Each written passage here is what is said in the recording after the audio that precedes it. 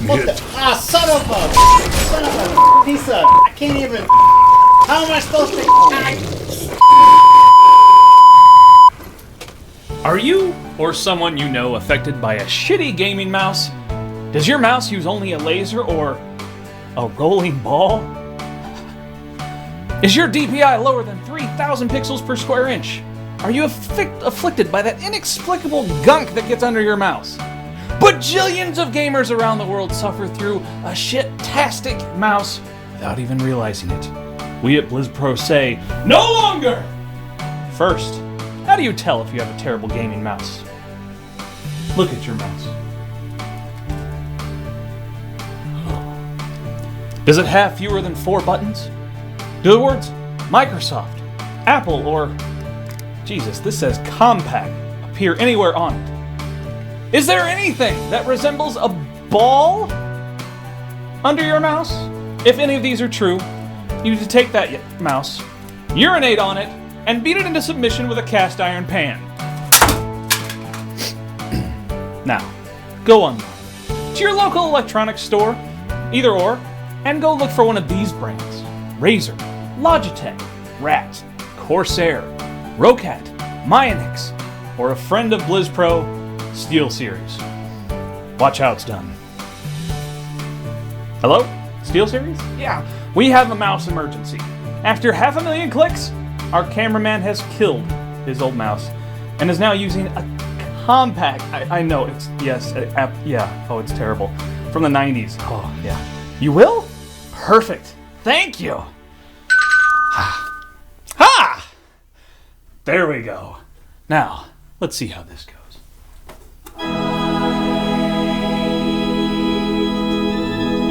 SteelSeries, making winners out of losers with science. Are you a coward or a fool? Akarat grants you mercy, for I would not.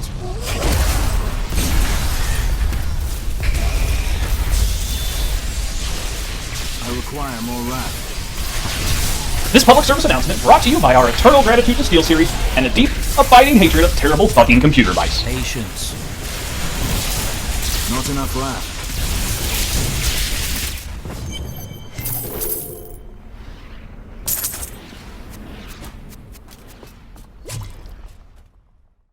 Hey guys, welcome to the newest episode of BlizzPro Weekly. As always, I'm your fantastically bearded host, Chris Arnone. As you see, I'm wearing a new shirt. That's right, this is from Designed by Humans. They provided us with a couple new shirts. Granted, this is the only one that doesn't have any green on it, so we're going to see how the other ones do. You may have seen me wear the other two that they gave me when I was out at BlizzCon. All right. Now, I want to remind you, my Indiegogo is up and running for my very first novel, The Lost and Broken Realm. It's already ticked up over $1,000, but you know what? I'm still shooting for $4,000. Now, keep in mind, this is a flexible spending campaign. Even if I don't hit my goal, I will get to keep the money, and people will still get their perks. So if you're thinking, oh, he's not close enough, I'm not going to get my book, you'll get it. Go ahead and contribute. All right, let's talk World of Warcraft. Here's the beef. So lead system designer for WoW, Greg Stree, also known as Ghostcrawler, has announced he is leaving Blizzard and pursuing another opportunity. Now this came as quite a shock for the community. He's been the face of WoW for several years and one of the more transparent designers on the team. He was really a part of the whole movement recently to be more transparent and have better communication with the community. Now, the community has responded with, like they do, cheers, sneers, and everything in between. Some people dislike them because they feel he nerfed their favorite class too much, or they feel the game changed for the worse because of him.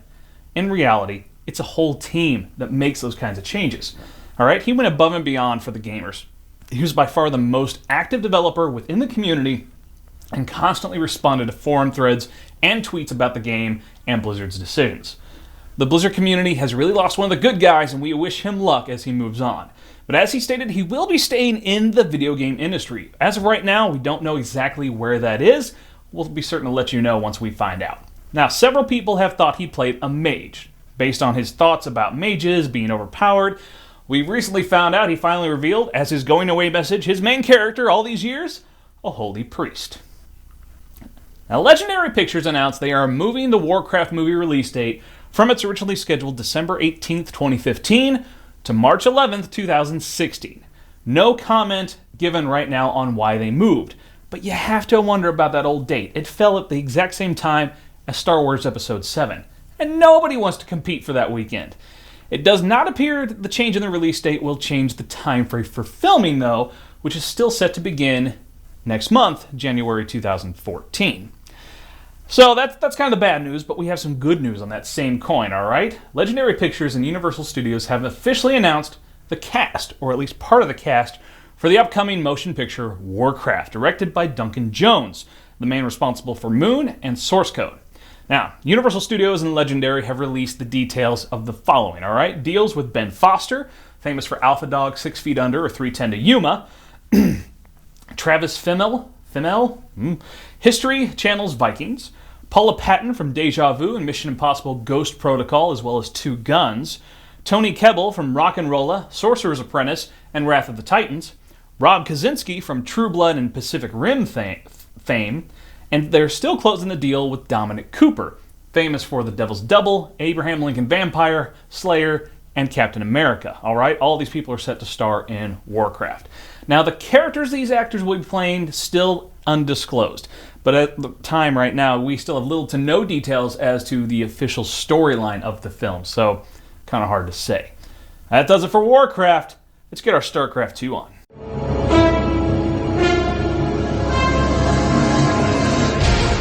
Want a piece of me, boy? Now, the PTR for patch 2.1 has started, and you can download it right now to test out the new features coming to the game. Blizzard talked about some of this during BlizzCon, but here's an overview, just real quick, of what this patch will do. First off, the extension mods. Now, these are used to assist map developers to streamline the process for players to easily find and play their favorite mods. Clans and groups are getting some cool additions. You and your friends can now coordinate more easily using the new Events tab found in the Clan and Group windows. You'll be able to schedule meetings, clan wars, all kinds of things with that. You'll also be able to show off your identity by creating and uploading a club icon. And you can choose to have these images replace the decals that appear on the terrain surrounding your town hall structures. Now, there are several other features listed in the patch 2.1, including being able to listen to the original StarCraft music remastered in HD. Download the PTR, just go to your battle.net desktop client and download it.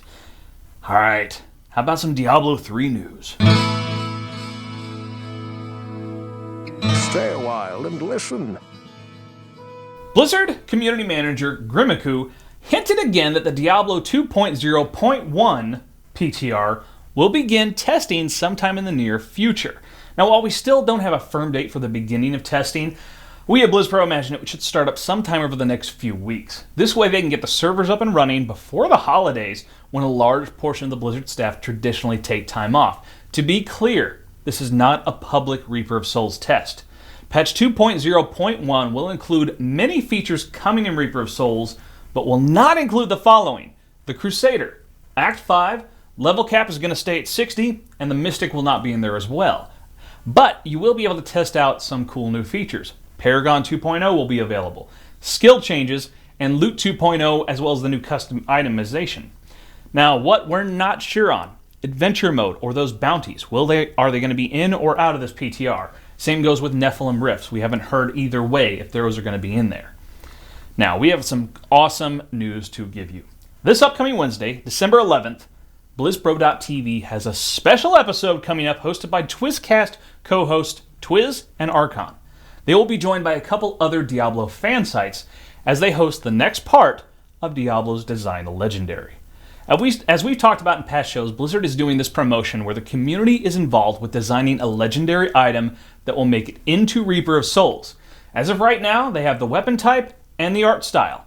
The next step is to brainstorm and talk about the design process. BlizzPro.tv will be hosting this show and will be joined by Diablo designers Travis Day and John Yang, as well as popular Diablo 3 streamer Monstrous and Diablo Inc. Gamers fan site staff member Flux. The show will be live on Twitch TV/Twizcast at 7 p.m. Central Time, Wednesday, December 11th, and will run about 90 minutes, all right? Set your alarms, mark your calendars, do all that stuff. You will also be able to watch it on BlizzPro.tv, or if you miss it, you can check it out right here on our YouTube channel. Now, the show very much plans to have the community be involved in the process, so if you can make it live hop in that chat room. They're going to listen to everything you guys got to say. It's going to be fantastic. All right. How about we talk about those virtual cards with Hearthstone? Pull up a chair by the heart. So a couple weeks ago, we talked about how JR won the Mana Grind tournament, well, one of them, with a Warlock aggro deck, and how it was the second week in a row a Warlock aggro deck won. Since then, one of these Warlock aggro decks has gotten to the finals in every single Mana Grind tournament since, including the last European one.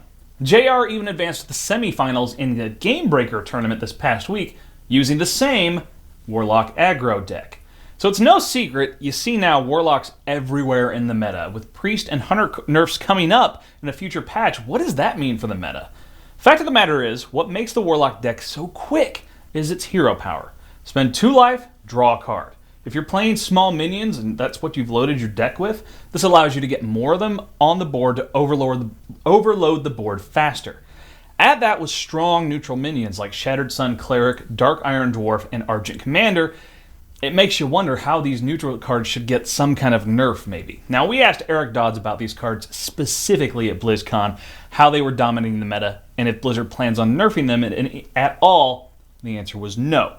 So with these aggro-heavy Warlock decks dominating competitive play, is it possible we'll see them change their mind? Probably not. It's far more likely the meta will shift once someone figures out a control deck that's more stable. Right now, there's some decent Shaman and Mage decks that do pretty well in mid-range control, but unfortunately they just only seem to work really well against aggro and not the other deck types. We're curious on your thoughts. Do you think the meta right now is just too aggro-heavy, that it might require Blizzard to come in and change some of these neutral cards to make aggro a little less effective? Or do you think they should just keep their hands off, let the players figure it out, and adjust the meta on their own? Let us know in the comments. All right, enough for that. You know, you want it, you've missed it. A BlizzPro bitch session.